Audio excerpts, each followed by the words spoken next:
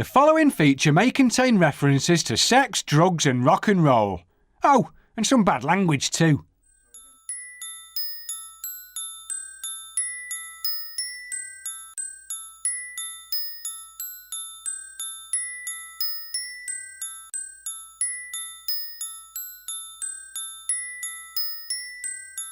I just left university. I broke my leg playing football.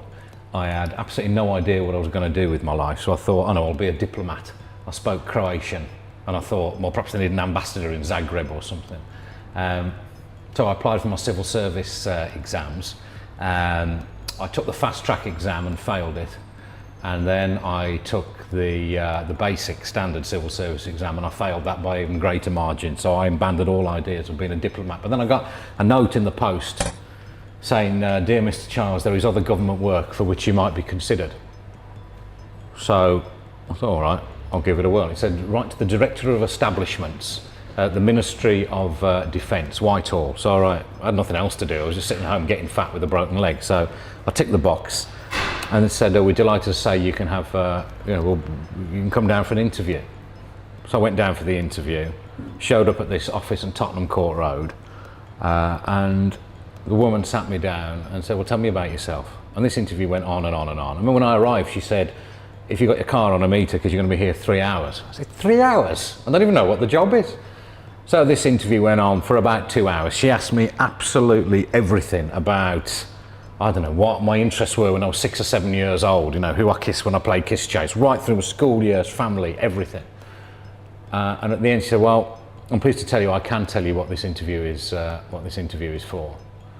And I said, right, that's good. And she said, as you might have suspected, I'm not from the Ministry of Defence. I said, well, I don't know what I expected. She said, I'm from British intelligence. She said, I'm from MI5. So I said, I looked at her and I feel a bit faint. And then she said, look, there's the official Secrets Act. Would you mind reading it and signing it? I'll be back in a second. But she left the room.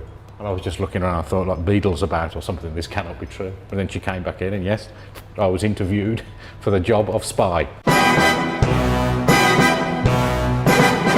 So I asked her lots of questions about the work. And that went on for about half an hour. And then she said, we'll let you know. And 2 weeks later came the rejection letter. You'd be no bloody good as a spy, which is, of course, absolutely correct because I can't keep my mouth shut. There was a postscript to that, actually. When I went, she said to me, you're not allowed to speak to anybody about this apart from your parents. So I went home the following day, still pinching myself. And I was having dinner with my parents and I told them the whole story right from the bit when she said, you know, I'm right up to the bit when she said, I'm not from the Ministry of Defence, I'm from MI5.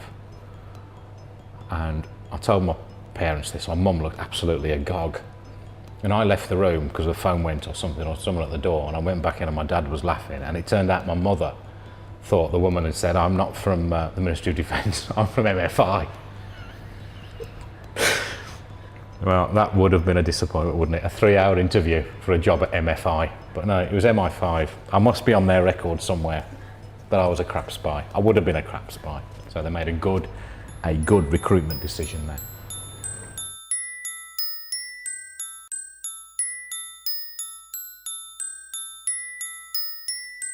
Original content every day.